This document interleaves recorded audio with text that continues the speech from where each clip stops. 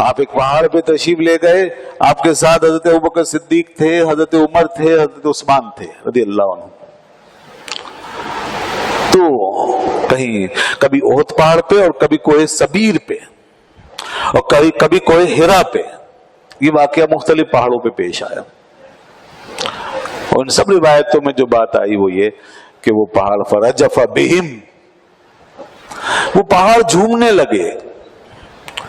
حضور جب ان پہاڑوں پر ان اصحاب کو لے کر تشریف لے گئے تو پہاڑ جھومے، ان میں جھرجھری آئی. یہ کیا ہے جھرجھری؟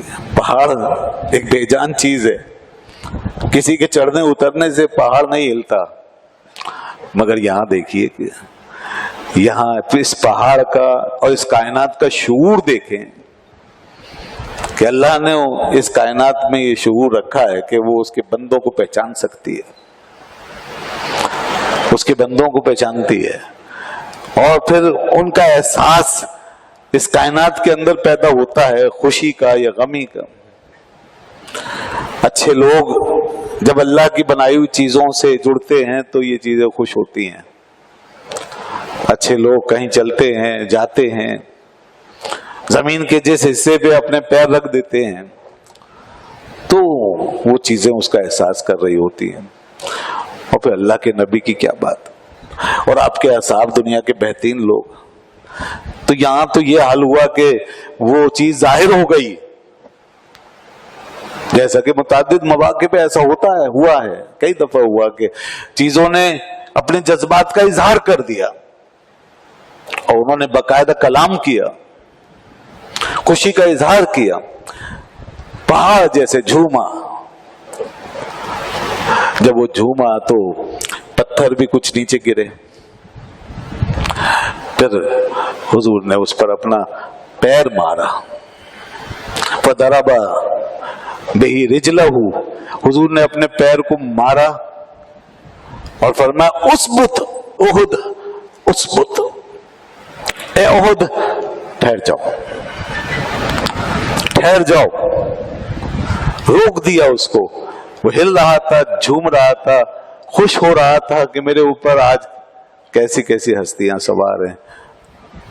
مگر آپ کو پتا ہے نا کہ جو کاملین ہوتے ہیں نا، جب درجہ کمال پہ پہنچتے ہیں تو اپنے وجد کو، اپنی وجدانی کیفیات کو اپنے اندر ضبط کر لیتے ہیں. یہ وجدان، یہ وجد، یہ جھومنا، یہ ابتدائی لوگوں کا حال ہوتا ہے، سالکین کا.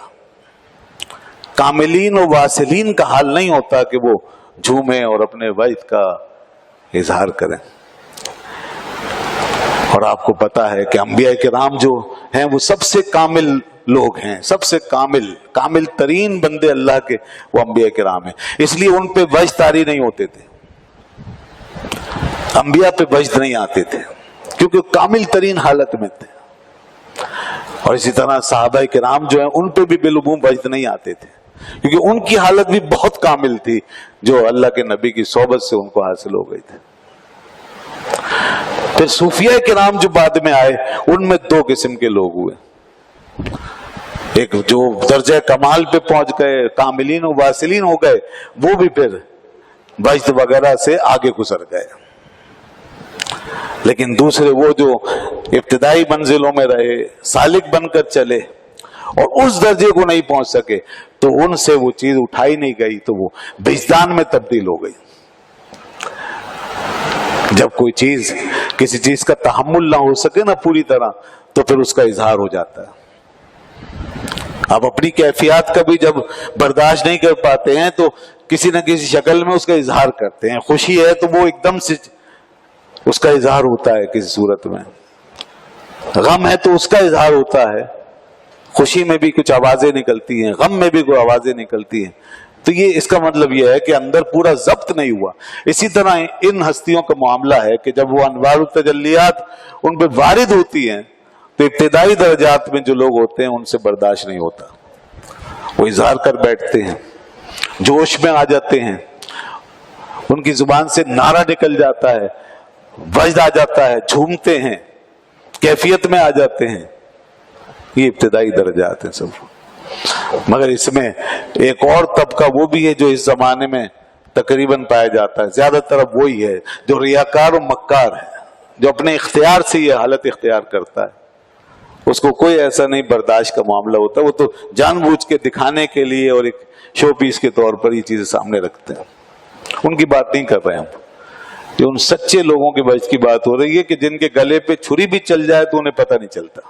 ان لوگوں کی بات ہو رہی. ان کو تو کانٹا چبو دو تو یہ ہوش میں آ جائیں گے, بھاگ جائیں گے وہاں سے. وہ لوگ تھے.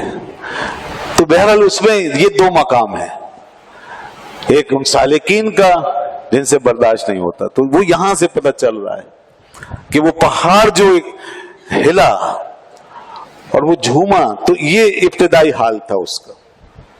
اور جب حضور نے پیر مار کر قدم شریف اپنا اس پہ مار کے اس سے فرمایا اسبت, ٹھہر جاؤ, تمہیں معلوم نہیں کہ تم پہ ایک اللہ کا نبی اور ایک صدیق اور 2 شہید سوار ہیں. ایک اللہ کا نبی اور ایک صدیق حضرت ابوبکر سے, 2 شہید حضرت عمر حضرت عثمان رضی اللہ عنہ, یہ سوار ہے. اس کو تو ٹھہر جاؤ, تو ٹھہر گیا. یہ ہے وہ بقا. تو اب یہ اس حال میں چلا گیا پہاڑ گویا کہ جہاں اس نے تحمل کیا حضور کے قدم مبارک کے پڑنے کی وجہ سے, اس میں یہ برداشت آ گئی. اس کا مطلب یہ نہیں اس کی خوشی ختم ہو گئی. خوشی اور سرور تو اس کو جو حاصل ہوا ہے وہ رہے گا, کیونکہ وہ جس وجہ سے خوش ہے وہ وجہ موجود ہے ابھی. اور یہ اس کی فطرت میں اللہ نے رکھا ہے کہ جب میرے نبی سے, بلکہ پوری کائنات کی فطرت میں اللہ نے یہ رکھ دیا ہے کہ جب اس کے محبوب سے اور محبوب کے محبوبوں سے کوئی نسبت ہوگی تو وہ اس کو محسوس ضرور کریں گے. تو خوشی تو ہے, مگر اب جو حال ہے وہ یہ کہ حضور نے قدم مبارک اس پہ اپنا مار کے اس کے اندر ایک ضبط پیدا کر دیا اور ٹھہر جاؤ. تو جیسا کہ قیامت کے دن ایک منظر ہوگا, پہاڑ چلیں گے اور آدمی یہ دیکھ کر ہی سمجھ رہا ہوگا کہ جیسے پہاڑ رکے ہوئے ہیں, حالانکہ وہ چل رہے ہوں گے. مرت صحاب, اللہ نے فرمایا تمر مرت صحاب, بادلوں کی طرح چلیں گے. تحسبوها جامدہ, تم سمجھو گے ٹھہرے ہوئے ہیں, مگر وہ چل رہے ہوں گے. پہاڑوں کو اللہ تعالیٰ رواں کر دے گا. اسی طرح جو کاملین ہوتے ہیں وہ اندر سے رواں دوا ہیں, مگر اوپر سے ہمیں نظر آتے ہیں ٹھہرے ہوئے. اب یہ پہاڑ اسی طرح اندر سے پورے جوش میں ہے اور اندر سے پورے سرور سے لپٹا ہوا ہے اور اس کیفیت میں ڈلا ہوا ہے, مگر حضور نے پیر مبارک اس پہ مار کے اسے روک دیا ہے. تو بظاہر لگ رہا ہے کہ پہاڑ ٹھہر گیا, حقیقت میں وہ اپنے باطن میں جھوم رہا ہے. ہر شے کو یہ رقص آتا ہے, یہ وجد آتا ہے جب اللہ کا رسول اس شے سے گزر جاتا ہے. سبحان اللہ. تو فرمایا تم پر ایک صدیق اور 2 شہید سوار.